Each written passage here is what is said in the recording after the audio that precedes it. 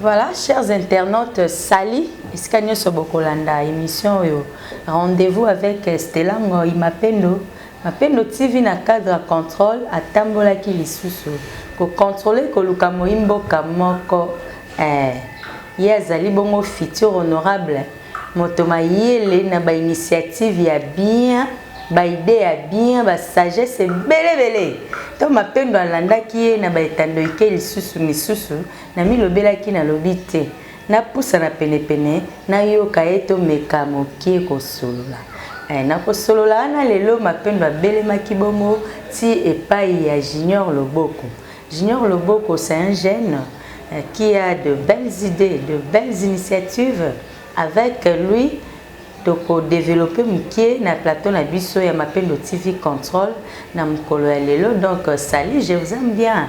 Batunyo so balingaka Stella Ngoi partout au bokolanda ngai mukolo na lelo na lingi bino mingi. Bino mo boyebika nature ya chaîne ya Maman Mapendo eza bolingo quoi. Merci na Paradis Boluka qui est derrière la caméra. Merci à l'équipe Nyoso Moïse Kino qui va réaliser cette émission. Merci à toi Moïse Kino là où tu es. Mes condoléances à la famille de Suzy Bantou qui est une copine, une sœur qui vient de nous laisser à l'instant même. Ici Moïse Kino, réalisateur et Mapendo TV Control azali pour na koluka ba image quoi. Na cadre kaka ya kolakisa bino ke tozo compatio na famille ya Suzy Bantou pe à son âme pe manakimia biso pe esika tozali na mokili ya tata Nzambe toza kokoba me mite mesala ka pasi komona moko na kati na bino atiki bino voilà quoi. Tozali bongo na honorable nga obengi déjà bongo Junior Loboko nazoloba mingi na mona pesa pe maloba mo mke na honorable Junior Loboko. Bonjour. Mbote papa Junior. Bonjour maman, bonjour. Bonio. Ça va, Dieu fait grâce, ça va. En tout cas, ça va. J'aime ta façon de parler. Nazolanda yo na betando ike isusu. Nazomona ozoloba bien, ozamaele, ozana ba initiative ya bien, ba idée ya bien. Otali caméra ya Mapendo TV Control, yebisa balandi ya Mapendo. Ba Congolais ya partout ya monde. Junior Loboko azanani, azandenge Mapendo asa commission mingi. So yo mope mi lobela mwandambu nano. Merci beaucoup. Junior Loboko, c'est un jeune entrepreneur qui vit en Europe, précisément à Paris. Et Junior Loboko, c'est président d'une fondation aussi, Junior Loboko, et un partenaire avec l'association Arc-en-Ciel de Maman Bibichou Loboko, qui est ma grande sœur aussi. Oui. Elle est plus dans la sociale. Moi, je suis un peu plus dans la politique. Junior Loboko, il a des ambitions politiques. Candidat député provincial de la commune de Limete. Tout ça, c'est juste pour promouvoir la jeunesse. Et ma fondation, elle est vraiment basée plus pour la jeunesse. Et on se bat pour cette jeunesse-là, de notre pays. Et on aime notre pays. C'est pour ça que je suis aujourd'hui au Congo pour essayer de bouger, changer les choses. J'aime les slogans de la fondation. Notre slogan, c'est jeunesse, aidez-nous à vous aider pour un Congo meilleur. Voilà, par exemple, dans Mapendo TV. Et ce slogan-là, c'est un frère à moi, un ami qui s'appelle Antidote de Bef, qui est en Europe aussi à Paris. C'est lui qui m'a donné son été. Si c'était dans un moment très particulier parce qu'il venait de perdre son papa. Et c'est là que ce slogan-là qui est sorti. On était vraiment avec des amis, on parlait de ça. Et c'est là qu'il a donné cette idée-là. Ok. Voilà, dans l'ONG, la fondation, ça se passe comment? Parce que vous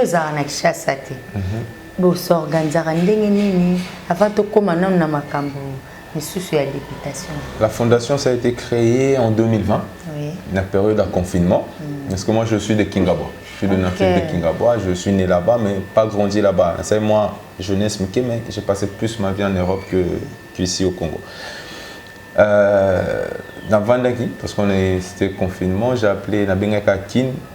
Il y a tous mes camarades, parce qu'on a de temps en temps payé Kin. Première qui chasse c'était en 2006. Ok. En Komaïkoya. Soussika ya quartier, j'ai demandé. Bovandi Boé, par rapport et puis pandémie on avait. Babylon, tu vas dire rien. Ah, mais il y a un député qui vote à Rawana. On sait le voter. Oh, député qui m'a dit, attends, on va voter à son minda qu'on a limité à racheter. En tout cas. J'ai pris mon argent, j'ai acheté des lave-mains. J'ai mis sur toutes les avenues, il y a quartier là-bas. C'est là où ça a débuté. C'est là où c'est parti en fait. Cette idée-là, j'avais eu ça avec mon grand frère aussi, Dédé, Dédé Loboko qui est en Europe aussi. On avait pris cette idée-là avec lui. Ça a commencé de là. Après, on s'est dit pourquoi pas aider aussi d'autres personnes. On a commencé à faire des actions. J'ai constitué une équipe à Kinshasa. Oui. Ils ont commencé, on a sorti tous les documents. Ils ont commencé à faire les actions, ceux qui montent à Beli, ceux qui Matanga, des choses comme ça. Au côté, moi, une dizaine de jeunes en formation, parce que c'est la jeunesse. Moi, je suis vraiment basé plus par rapport à la jeunesse, parce que j'avais vu qu'il y a beaucoup de jeunes aujourd'hui, il y a des jeunes mères aussi, parce que conjoncture en Bokanapso. C'est ça. Donc, pourquoi pas aider à apprendre à ta métier. Donc, c'est ça, on est parti sur cette chemin-là. Donc, on va apprendre mon métier, pour inscrire dans ma formation, apprendre même à couper couture, carrosserie, mécanique. Parce que puis en Europe, il n'y a pas besoin d'avoir des diplômes, bac plus combien. Non, avec un CAP. CAP, il y a carrosserie, tu as mécanique, tu as électricité, tu as électronique. Au gros, ça la pose au gagner quelque chose. C'est ça. Pourquoi pas aider, on a ramené ça ici au Congo. C'est pour ça que c'est parti comme ça. Et on essaie. Et en même temps, la jeunesse, on s'est dit aussi pourquoi pas aider aussi les mamans. Parce que la jeunesse, ça fait partie à ma maman aussi. Parce que nos parents, on s'est dit, mes parents, à l'époque, nous, quand on beauté biso, mes parents, on moyen, on a en charge. Lélo, avec pas suffisant au Congo, les jeunes, les qui ont biso, il y a 16 ans, 15 ans, au moins qu'ils ne débrouillent pour aller à la bureau. Alors, ils ont des parents, le bané, on s'est dit, bon, pourquoi pas rajouter des fonds aux mamans pour nous aider ma maman, peut-être il ressemble à moi, moi, lipa, moi, quelque chose, donc ça fait partie de la jeunesse. Donc, c'est là on a rajouté aussi des fonds à des mamans, c'est bon, fonds, Kabul, bassin, la maman, moi, quelques fonds, tout ça. Donc, c'est ça la fondation, c'est parti par là. Quoi. La fondation a un centre, en fait, les formations, le centre est en Kin, et on est un partenariat avant. Pour l'instant, nous avons un centre en Bissoté. Donc, avec les membres qu'on a dans la fondation, nous avons couturière. Donc, nous avons signé un peu partenariat, nous avons fournir du matériel, comment esthétique, des choses comme ça. Mais le centre nous avons un partenariat. Junior Loboko, nalinga mingi ndenge loba kozana ba idée ya bien makasi. Junior. Oui. Nalanda kiyo la fois passée koloba olingi mboka yo zana ba initiative ya papa Etienne Tshisekedi. Est-ce que yo yebi ke ba jeunesse mbaloyo tellement botelemi ebele et que ba papa wana pe ba kotika na bango pe espace te po bosala po na rythme RDC ke ndaka bongo. So courage wana Junior aza kolata ya kotelema lobi naza jeune na telemela bandeko na nga ba jeune na promouvoir la jeunesse na postuler otelemeli wapi qui est derrière toi? Personne, c'est l'amour du Congo, c'est l'amour de mon pays. Parce que si. On voit des choses qui se passent dans notre pays, on se révolte un peu. Ils ont commencé à l'époque de Mobutu, jusqu'à aujourd'hui, c'est les mêmes têtes. Vraiment. À un moment donné, il faut renouveler la classe politique. Et notre classe politique, il y a Congo, je dirais c'est une classe politique médiocre comme Monseigneur Cardinal Alobara. Et là, il faut le changer. Parce qu'à un moment donné, dans la vie, tu as ma canispe souki. Tu dois réfléchir. Il faut que tu aies une idée pour avancer. Tu as besoin d'être sage. Bon, ça va te conseil. Donc, tu as besoin de conseil. Tu vas vendre la jeunesse. Comme ça, tu vas apprendre l'expérience. Mais ceux qui le Congo, il va avancer comment? Et par rapport à Soucian, tu as tout le jeune. Parce que politique, et l'andibiso parce que tu as un Tu vas dire en Europe, tout le monde a un peut-être Congo et mon arrêté.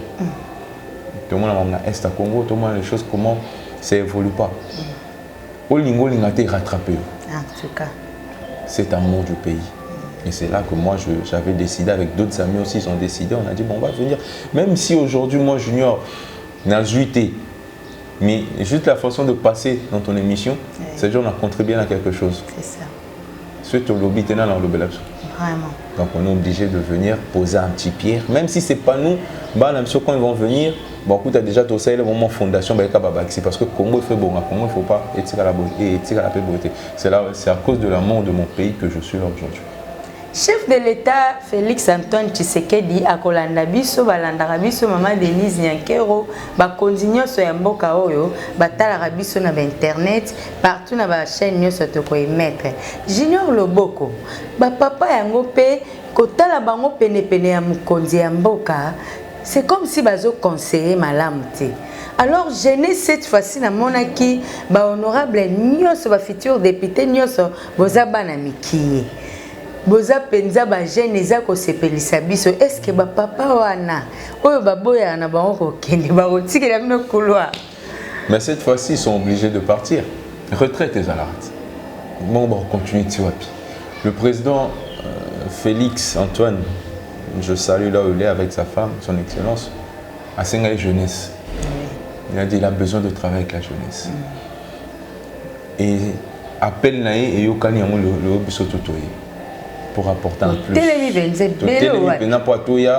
Tous en a besoin à Kendele Bosso à réussir ce deuxième mandat parce qu'on va lui donner cette chance-là. Moi, je suis plus, je suis combattant en tant que les sphinx, Tshisekedi de père. Tous en idéologie, le peuple d'abord. Prenez-vous en charge. Et moi, je me dis que c'est le moment qu'on se prenne en charge, qu'on soutienne le chef de l'État. Il sait que Batonagnon se va permettre, c'est des flatteurs. Donc nous, on va essayer de lui donner la majorité pour diriger le Congo bien. Mais papa, tu vois, mais âge moi, ils comme à retraite, retraité, pousse à la biso jeune, tu as tout vendu là. Et comme à peine un moment, biso peut photo tique là-bas, c'est comme ça la démocratie. Pourquoi Gabon? Donc il faut qu'on change les choses et on va changer les choses. Junior Loboko, na yo kelio mawapo, maelo zanango, na baide na yo, on ose atteindre la partie politique monsieur. Pourquoi IDPS? En gros, apparemment IDPS et sa partie politique mo efandité. Mbilinga na IDPS te rolala to lamuki yo, jabakanga ki nanyoyo. To lali to lamuki yo nini. Maintenant na baide no ya bien wana. Pour nous, la parti politique et à Mukonzi. Est-ce qu'elle peut soutenir Félix Tshisekedi? Il faut avoir un IDPS. Moi, je ne suis pas dans l'IDPS. Ok. J'y vais comme candidat indépendant, mais avec l'idéologie de Étienne Tshisekedi. Mais lui, il n'est plus. L'idéologie, il est toujours là, il reste.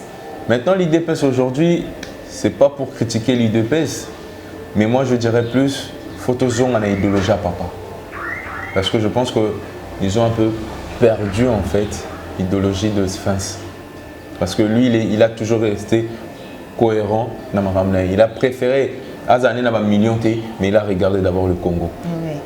Et c'est là que nous, la jeunesse d'aujourd'hui, moi personnellement, je suis resté cohérent comme le papa, comme les Sphinx. Moi, c'est lui, c'est l'idéologie. Voilà. Après, si c'est pour porter Pierre Nanga na IDPS, pourquoi pas? Parce qu'une idéologie de Papa Etienne, il ne faut pas qu'il y ait bonga. Et c'est là que nous, on est là pour se battre. Moi, j'ai Naboya qui m'a envoyé l'autorité morale. Parce qu'ils ont déjà leur idée à eux. Babanda déjà il bat trop. Vraiment. Pourquoi tous avoir notre autorité morale? Non, moi, il faut que je ramène mes idées à moi. Son idée, il est comme ça. Mais l'autorité morale, baza déjà na idée n'a fixée. Ce baza pour na oyiba bandoyiba. Ce baza pour na obongisa c'est rare obongisa mais bon. Baza plus qu'à pour na oyiba na intérêt famille là-bas. Donc le parti politique qui sont là aujourd'hui, na Kinshasa. Baza fiabilité. En tout cas. Non, baza fiabilité.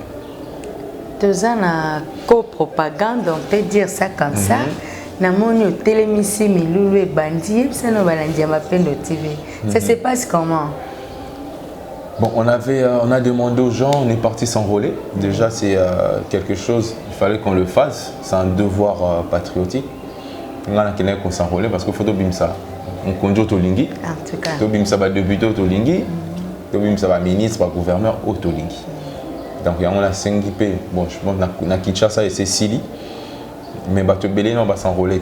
Dans 5 ans, le président Kadima Seni soit que sous ça parce que il faut pas s'enrôler.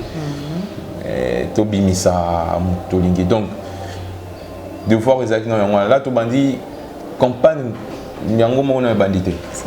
On essaye déjà de passer dans des émissions pour réveiller la jeunesse. Qui ne sont plus endormis dans 5 000 francs dans le t-shirt. En tout cas. Vraiment. Il y a ça été. Pour la monnaie, il y a un sima, non, Landando, sima. Ok, on s'enrôle. Au conseil, il y a 5 000 à poloter. Tu as un discours, il y a 5 000 à poloter parce que ça a pété. Si vous conseil, on a dit, moral. Na kosi bango de na talisi bango réalité. Tu sais tant aux autres dans le Congo, dans la ville à Kinshasa, aux autres on a déjà comment les gens souffrent. C'est ça. Tu es à la naïf, tu vois. Pourquoi pas bango? Pourquoi eux, avec leur famille? Pour l'année, on a la poto, parce qu'il y a toute ma famille là-bas. En tout cas. Pourquoi? J'ai mon travail là-bas, j'ai ma vie là-bas, j'ai tout, mais je suis revenu pour aller au Canada. Même si ça va être dur, mais il faut qu'on parle. C'est ça. On ne peut plus fermer notre bouche, il faut qu'on parle. Mais pour ça, je demande à tous ces jeunes-là, et si on ne va pas combattre ces papas-là, on a 5 cas que la retraite na bango, que la personne va comme sage, va nous conseiller biso. En tout cas. Maintenant, on a conseillé à bien te parce que va permettre à m'konjamboka, mais bazo conseiller te. Si quoi ceux qui bâti, conseil ni va pas bien. Mais ils sont chef limités. de l'État a mal conseillé. Mais ils sont limités. Bacolit. C'est comme un ordinateur. Faut ça la rendre mise en jour. Maintenant, on a âge, il ne faut pas qu'il y ait de paiement. Parce que je sais que colis, et ça va moi la mouké, bando cola, tu sais comment on a âge, on réfléchir de tout le monde la mouké. Zongi bébé. Zongi bébé. Donc c'est maintenant, c'est pareil avec eux. En tout cas, courage aux jeunes, hein. Nous va jeunes, nous va télémasco pour n'amboka. Télémi déjà pour n'amboka. Si. Et on va plus lâcher quoi. Parti politique, il y a le beau président. Parti politique nanga. Je suis encore indépendant. Ah ok. Tu es parti na yo moko. Et bien là on va parti politique na Kinshasa. Et comment combien sur la chose ça. Ça intéresse mais pour oser na députation faut ça est comment bon junior. Pas forcément. Il y a moi ce qu'il faut peuple congolais là mon cas. Pourquoi il faut avoir un parti politique pour nous bima. Moi je suis parti comme indépendant.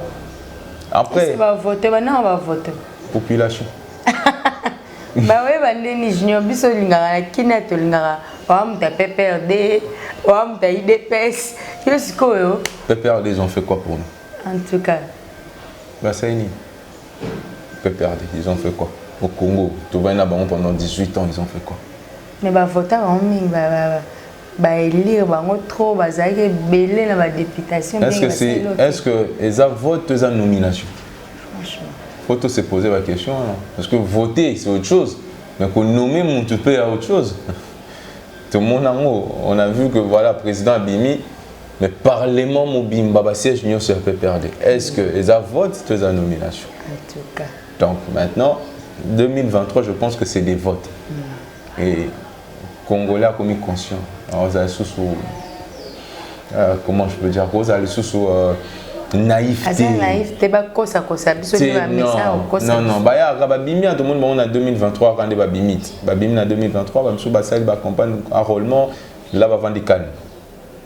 Tant qu'on va déposer ba candidature campagne bazongi na ba quartier ba sondola. Maintenant peuple congolais réveillez-vous. Bota boya bino bopona. Pas que moi junior, mutu soupe jeune monsieur ko ya peu azana na baïda bien. Vous votez parce que t'as Kinshasa. Il y a beaucoup à dire dans mon Kinshasa. Mais il faut dire même un peu. Oui, chef de l'État Rolando, battu sur Rolando de partout. Il y a des jeunes qui ont bien pour Namboka. Kinshasa, tu es bébé. Bébé Makasi. Les lots auxquels on a.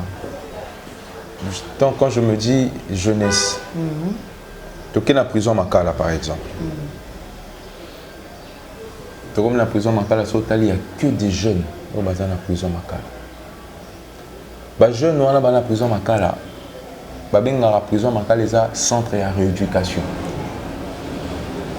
Rééducation, ni les jeunes dans la prison. Parce que si on a bimi, ils ont une bêtise, ils ont mais pourquoi pas créer un centre de formation dans la prison Makala? Les jeunes qui sont côté prison, par exemple, dans la prison, je pense que le président Salango, c'est le Kabila le père, à Salara Bongo. Ça les centres carrosserie, mécanique, boulangerie, il y a tout dans la prison. Ceux qui sont côté prison, à qui on a à apprendre le métier. Tant à 6 quoi apprendre le métier, tant oiseau bima. Ah oui, Loki Suko a suivi, par exemple, un assistant social dans la prison, ça l'a suivi, si a loqué les Moussala, a cadré na métier à Bimi Nango, na Katia prison. Mais la personne a Yibi, à côté prison, tant que Bima, a Témil Bosso porte à prison, à Bina Obanda, dans Souka, à Zongelo Simbaliché. En tout cas. Parce que Abimi n'est pas retard. C'est. Rééduquer. Donc c'est des choses où le gouvernement n'a pas faut bataille.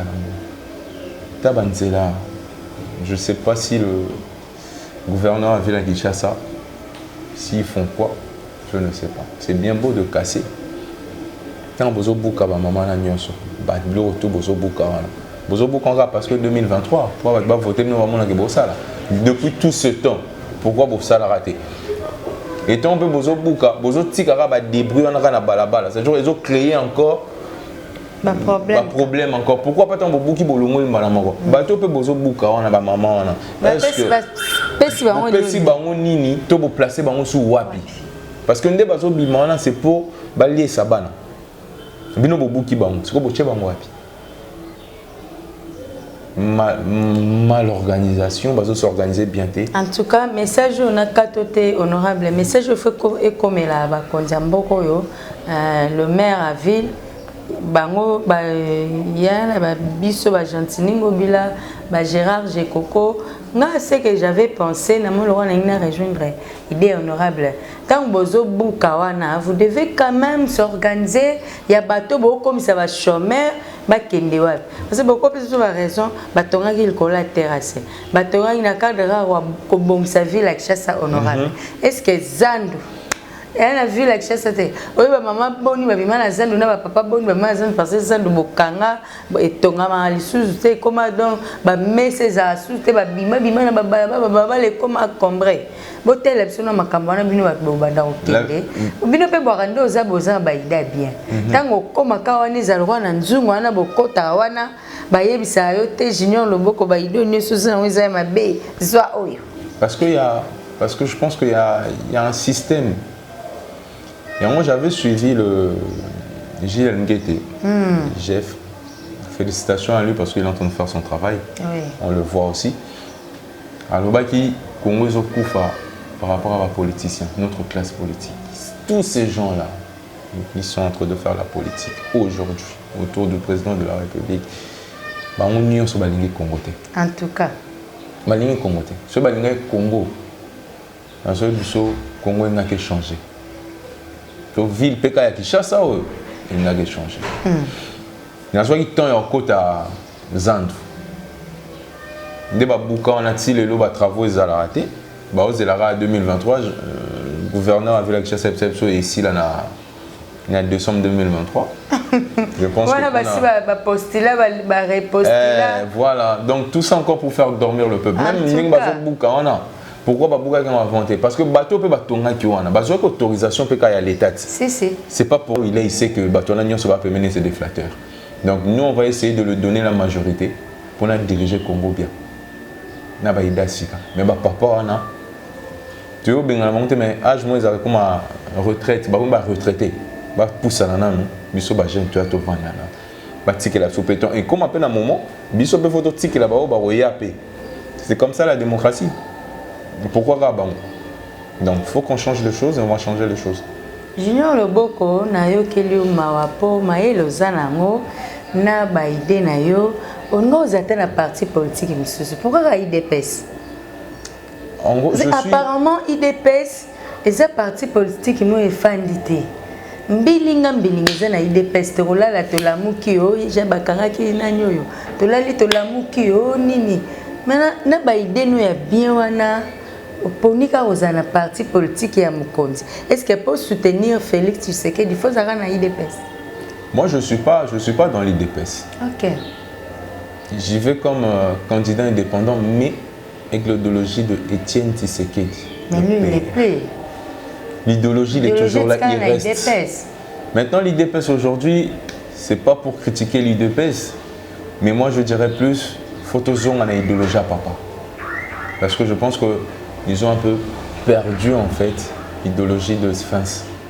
Parce que lui, il a toujours resté cohérent dans ma ramena. Il a préféré, Azané n'a pas millionté, mais il a regardé d'abord le Congo. Oui. Et c'est là que nous, la jeunesse d'aujourd'hui, moi personnellement, je suis resté cohérent comme le papa, comme les Sphinx.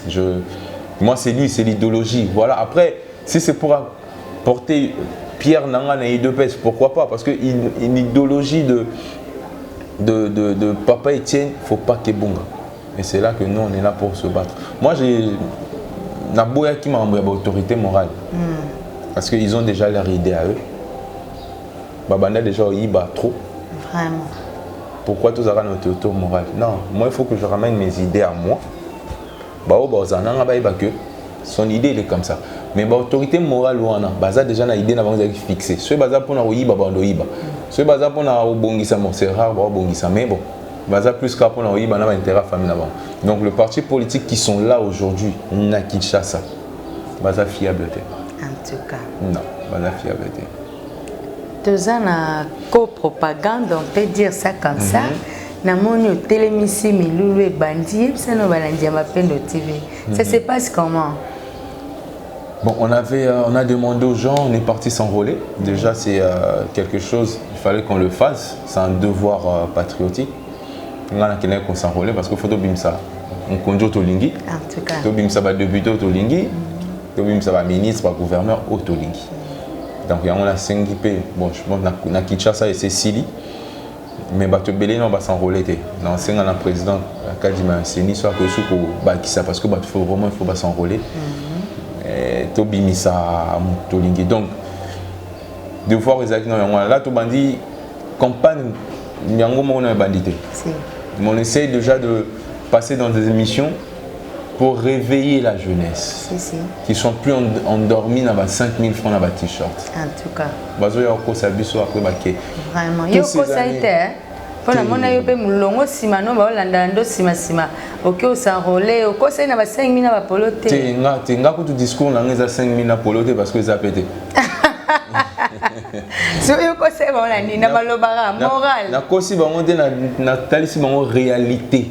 Tu sais, quand on est dans le Congo, dans la ville à Kinshasa, on a déjà comment les gens souffrent. C'est ça. Tu es naïf, tu vois. Pourquoi Kabango? Pourquoi eux, avec leur famille? Parce qu'il y a toute ma famille là-bas. En tout cas. Pourquoi? J'ai mon travail là-bas, j'ai ma vie là-bas, mais je suis revenu pour aller au Canada. Même si ça va être dur, mais il faut qu'on parle. C'est ça. On ne peut plus fermer notre bouche, il faut qu'on parle. Mais pour ça, je demande à tous ces jeunes-là, et si on ne va pas combattre ces papas-là, on a 5 cas que base de la retraite, en tout cas.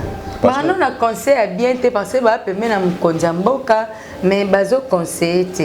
Si ko ceux qui bati ata conseil ni ba pia bino. Chef de l'état a mal conseillé. Mais ils sont limités, bacolite. C'est comme un ordinateur, faut ça la mise en jour. Maintenant, il ne faut pas qu'il y ait de paiement. Parce que je sais que le colis, les gens qui ont âge, ils réfléchir à bébé.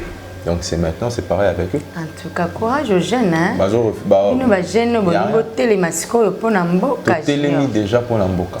Et on va plus lâcher quoi. Parti politique, il y a le beau Parti politique, je suis encore indépendant.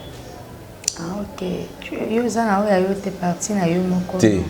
et bien là on va parti politique na Kinshasa et comment combien sont les choses ça s'adresse mais pas aux na députation faut ça est comment junior pas forcément il y a moi ce qu'il faut peuple congolais là mon cas pourquoi il faut avoir un parti politique pour nous bima moi je suis parti comme indépendant après on va voter maintenant on va voter population bah oui bah les junior biso lingara kina to lingara on t'a PPRD on t'a IDPS qu'est-ce que PPRD ils ont fait quoi pour nous en tout cas bah c'est une PPRD ils ont fait quoi au Congo tout va pendant 18 ans ils ont fait quoi mais bah voter en ming bah élire bah trop bah ça que belé la députation est-ce que les votes les nominations franchement faut se poser la question là. Parce que voter c'est autre chose mais qu'on nommer mon tupé à autre chose tout le monde on a vu que voilà président Abimi mais parlement mobile baba siège union sur PPRD est-ce que les votes les nominations en tout cas donc maintenant 2023 je pense que c'est des votes et Congolais a commis conscient alors vous allez sous comment je peux dire vous allez sous naïveté naïveté ba kosa biso ni ba mesa kosa non bah ya ba bimi tout le monde on a 2023 quand ba bimit ba bimi na 2023 ba biso ba sali ba campagne enrôlement là ba vendre canne tant qu'on va déposer ba candidature campagne ba zongi na ba quartier ba sondola maintenant peuple congolais réveillez-vous bota ba ya bino bo pona pas que moi junior mutu soupe jeune monsieur ko ya peu azana na baïda bien vous votez parce que t'as Kinshasa il y a beaucoup à dire dans mon Kinshasa. Mais il faut dire même un peu. Oui, chef de l'État Rolanda, battu sur Rolando de partout, il y a des jeunes qui ont bien pour Namboka. Kinshasa, tu es bébé, bébé Makasi. Les lots auxquels on a. Quand je me dis jeunesse, tu es dans la prison Makala par exemple. Comme la prison Makala, il n'y a que des jeunes qui sont dans la prison Makala. Les jeunes qui sont dans la prison Makala, la prison Makala est un centre de rééducation. Rééducation, ni les jeunes dans la prison. Parce que sur la bimi, ils ont des bêtises, ils ont des mais pourquoi pas créer un centre de formation dans la prison Makala?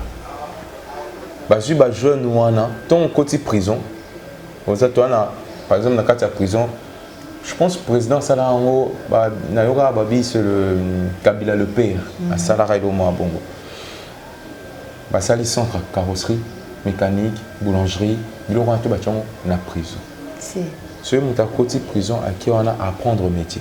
Tant à 6 quoi apprendre le métier, tant oiseau bima. Ah oui, Loki Suko a suivi, par exemple, un assistant social dans la prison, ça l'a suivi, si a loqué les Moussala, a cadré na métier à Bimi Nango, na Katia prison. Mais la personne a Yibi, à côté prison, tant à Bima, à Témil, Bosso porte à prison, à Bina, au Mandab, dans Souka, à Zongelo Simbaliché. En tout cas.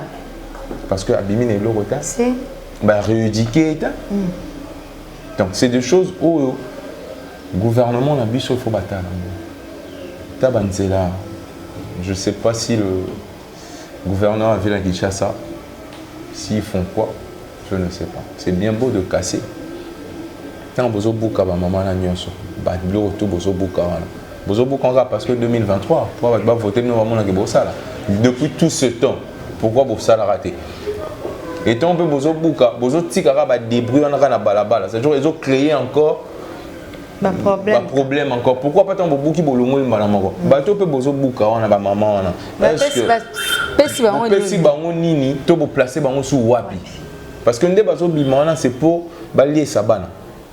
Bino bo buki bango, c'est ko bo che bango wapi? Mal organisation, bazo s'organiser bien té. En tout cas, message on a katoté honorable, message fait comme là ba konjamboko yo le maire à ville bango ba yana ba biso ba Gentiningo bila ba Gérard Gekoko nga ce que j'avais pensé na mo lora na rejoindre idée honorable tant bozo buka wana vous devez quand même s'organiser ya bateau bo comme ça va chômeur bakende wapi parce que beaucoup plus de raison batongaki likolo ya terrasse batongaki na cadre wa kobongisa ville ya Kinshasa honorable est-ce que Zandu elle a vu la Kinshasa te oyo ba mama boni ba bima na Zandu na ba papa boni ba mama Zandu parce que Zandu bokanga etonga ma lisusu te comment donc ba messe za susu te ba bima na ba le comment combré botel absolument makambo na bino ba banda okende bino pe bwakande oza ba ida bien tango koma ka wana ezalwa na nzungu wana bokota wana ba yebisa yo te junior loboko ba ido nyoso za eza mabe zwa oyo parce que je pense qu'il y a un système. Et moi, j'avais suivi le Gilles Nguete, Jeff. Félicitations à lui parce qu'il est en train de faire son travail. Oui. On le voit aussi. Alors, qui Congo Koufa par rapport à la politicien, notre classe politique. Tous ces gens-là, ils sont en train de faire la politique aujourd'hui, autour du président de la République. On y est sur le Congo. En tout cas. Le Congo. Sur le Congo, dans ce Congo, il n'a qu'à changer. La ville Peka ya Kinshasa il n'a qu'à changer. Il y a qui temps en côte à Zandu. Dès que on a tiré les travaux ils ont raté. Bah aux en 2023 le gouverneur avait la Kinshasa ici là en décembre 2023. Je pense voilà va postuler va repostuler. Voilà donc tout ça encore pour faire dormir le peuple. Même ni on a pourquoi Babouka a inventé? Parce que bateau peut batonga qui wana. Parce que autorisation peut à l'état. Si. C'est pas pour.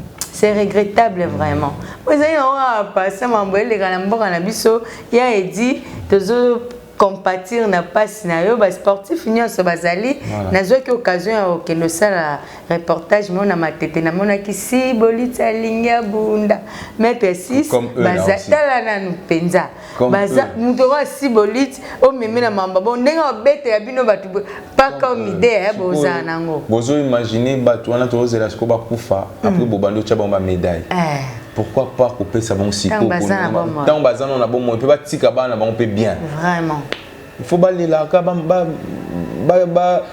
yara na ba télé baler la ka franchement yango ndembalo photo voter ba junior loboko po ba jeune bana ba ida bien sport na biso za par terre ta foot le ba maté ba musicien na biso regarde ils ont en train de faire honneur ya mboka mais rien industrie musicale voilà bon tu ça 6 mois na morgue mikolo vous imaginez ça fait trop na mboko papa na biso ba comédien na biso Caporal Moulumba 6 mois na morgue c'est la honte c'est la honte et nani comment s'appelle ba comédien na biso tché bona ba nigérien rien à voir au tché sobé au kangiso pandi mais nigérien mo te maté aujourd'hui vit de loin aujourd'hui ba maman Kalunga aujourd'hui ba modéro aujourd'hui fiston sai aujourd'hui ba onyo soana. Regarde comment on a leurs propres moyens, Sila, Belle Vie, Banane, comment ils sont en train de faire les choses avec leurs propres moyens. Et aujourd'hui, j'ai appris aussi Suzy Bantou, que j'aimais beaucoup, je regardais vraiment théâtre. Et comme Maman Denise, Maman Olive, Salissa Bisso. Yango tolobaki société à droit d'auteur faisons na mboka oyo président Josalemba coup de chapeau Sokoda il faisonga Sokoda na moni Blaise Boula qui a pris encore les rênes wana Sokoda mais Soneka société des droits d'auteur o ezali bongo ko kambama na président Josalemba bakoma bakabola yango mbilinga kota Sokoda ezozwa par na bango ba yi banandenge na bango bo excusez nga Blaise koto yo tozolinga makambo ezonga na normal oyo bapesi ndingisa na Josalemba président Soneka bobomisa makambo to boyi na biso nde Suzy Bantou akufi boye ekoma lisusu 5 mois na morgue makambo nde to boya na mboko banani ba lobela mboko yo junior ceux qui bino ba jeune bo télémité cette fois-ci population faut voter ba jeune to la nana aventure à lipa na polote voilà c'est ça 5000 francs un t-shirt. Et l'amba c'est bien, mais l'amba bébaka. C'est les sous-pibes, à pied l'eau, t'es mon latte longinae, au fêlé gratis. Les azotambola nango, mais après, voilà. ma belle nation congolais to bandagelo après tout sous qui continuité ça l'a raté. Voilà. C'est pour ça moi je demande, il y a beaucoup de jeunes à Paris. Oh Lelo Bazo ça là il y a un jeune aussi qui vient d'arriver aussi. À l'Obelara vraiment il y a Congo, il y a des jeunes sur les réseaux sociaux. Magoza il est ici. Il y a un autre jeune aussi, c'était un combattant aussi, il a combattu vraiment pour nous. C'était un combattant pas Yaobetate, combattant vraiment intellectuel. Lucien Gando qui est là. Il y a un autre jeune qui va venir aussi faire déjà studio Malonga pe na Congo ezate. En tout cas. Jeune Mazoya Antidote, il sa studio na une maison de production na Kinshasa. Mais ma peine de na vise longa ba image pena exactement. Voilà. Ça veut dire que il y a une progression. On a envie d'investir ici. Batubele boyer ça ba marque yango il faut biso moko pe te promouvoir en fait biso moko non c'est une marque notre pe son valeur. Ouais c'est to la tara ya batute. En tout cas. Toujours comme ça mon ba riche. To comme ça mon ba riche. Nelo social marque non c'est pas ça nana ta marque non. Dès ta mon chef de l'état là ta marque ya congolais mon boy. En dollar tango. Ça c'est pas un problème. Donc tout ce qui a la plus tu as une idée dans mon débat politique dans mon ouais sur balobi une autorité morale qui gagne y pas y a fin autorité morale mais tu ramènes quoi comme idée en tout cas tu ramènes quoi comme idée bah on va y avoir polémique mutomtazo à part ya mutunae honorable junior naza na posa ya kozwaka yo koyokaka yo nayebi ke na bato balandi biso na bandako basepeli me lokola télévision ezalaka ngonga toza obligé ya kokata moke mpona lelo nalingaki oloba mwa maloba moko mpona kosukisa lelo epuis tokobandela mokolo ekoya na mbala nsima toloba makambo mosusu mpo apparemment nazomona bibliothèque mbimbeza dictionnaire tellement mayele eleki yo sikoyo lelo kaka na kosisa yo te donc il faut nakataka ndambu lelo na lie loboko lobi na ye na kati kota ya makolo donc titre aussi c'est ainsi de suite voilà mwa maloba suka na bato nyonso mais je pense que dans ma Mapendo TV, je demanderai aux gens de s'abonner parce que vous allez me voir plus dans cette chaîne YouTube. Abonnez-vous et Tolo Belaka Mambia, Congo, culture, tout ça, on va vraiment parler. Moi, je demande aux gens, tous les jeunes qui sont en Europe, où ils ont la moyen pour investir. Président de la République, Aben Abino, Boya. Boya pour investir, Boya na marque Nabino, Boya, Bocha un plus dans le Congo. Donc, vous vendez la communauté, tout quand on côté, tout ya Congo. Il y a Murphy Lobo Kazana, la société née à panneaux solaires. Ramène ça au Congo. Vraiment. Et ça a quelque chose. Il y a YLBK de ma grande sœur, sa marque de vêtements. Ramène ça. Il y a Selbi Mboui qui a fait aussi sa marque. Ramenez ça au Congo. Venez, ne restez pas. Ramenez ça ici. En tout cas. Fungola jeu et comme Congo comme Abisumo to banda kozo ya bapayate en tout cas Bisomoko. Donc ndenge Mapendo TV ça on va partager les liens, abonnez-vous comme ça les lopeto sur la lobby va na chaîne na ndeti bamsuto mona fréquence 4 ndeti bamsu bazo moto zo mona o journaliste d'investigation mais bon qui sans vérifier. Il y a conseiller venir. Donc voilà quoi. Vraiment je vous remercie, la présence d'Abino. Merci. Vraiment, j'ai passé un très bon moment. Je pense que le Congolais s'est réveillé. Et 2023, on ne va pas lâcher. En tout cas, merci honorable. Na kin barana système, ce va yambi au pessimo ambote belé mais ta niveau mutuma il était mêlé que mi abona au pessa ambote. Nous des personnes connaissent Liévin Mumbulu, Azali, Nabiso na Kinshasa. À Kolanda émission yo à partager pe lien ou précisément des personnes moi famille mbote moi on t'a vu ce bosso la biso au pesa ta mbote na soin ça rien ça za malil pesa moi la mbote honorable pesa ta qui Arnaud bah je salue toute la famille Loboko, tout le monde, je vous salue là où vous êtes en Europe. Il y a ma grande sœur, elle aussi c'est une battante, Guigui Loboko. je vous salue. Et voilà, il y a Pacha Loboko, Dédé, je vous salue là où vous êtes. On est en train de se battre pour le Congo. Il y a mon papa Liévin, le colonel Levin et le major Sadik. Je vous salue. Il y a Selby Panopa Chimbouye. Donc là où vous êtes, Shadi, ma fille, Jetsi, ma fille, Jean-Marie. Et... Merci. Voilà. Honorable Massaro alingara mingi.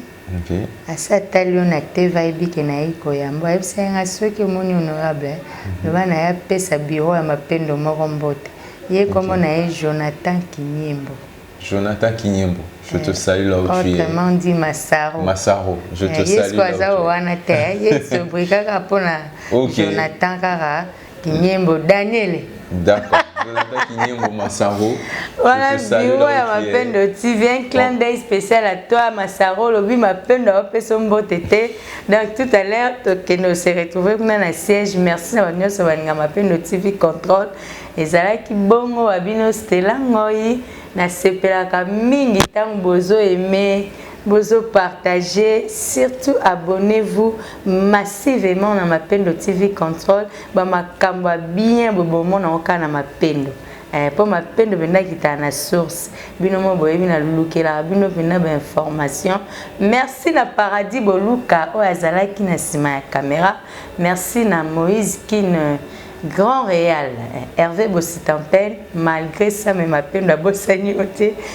Portez-vous d'ici là bien et retrouvons-nous prochainement avec un nouveau numéro. Merci, bye bye. Voilà, merci. Merci beaucoup, c'était vraiment... On m'appelle le TV Control. C'était vraiment avec plaisir. Merci. C'est une très belle émission, continue, on va vous soutenir, on est ensemble. Merci vraiment. Ça se voit vraiment une femme africaine et on va... C'est notre culture. Merci c'est notre beaucoup. culture. Non, surtout qu'on est au mois de la femme. Voilà, le 8 mars. On est en train d'organiser un événement, je profite pour le 8 mars. Je pense que je vais passer ici pour donner plus d'informations pour les mamans. Je t'en prie. Merci beaucoup. Merci beaucoup, maman.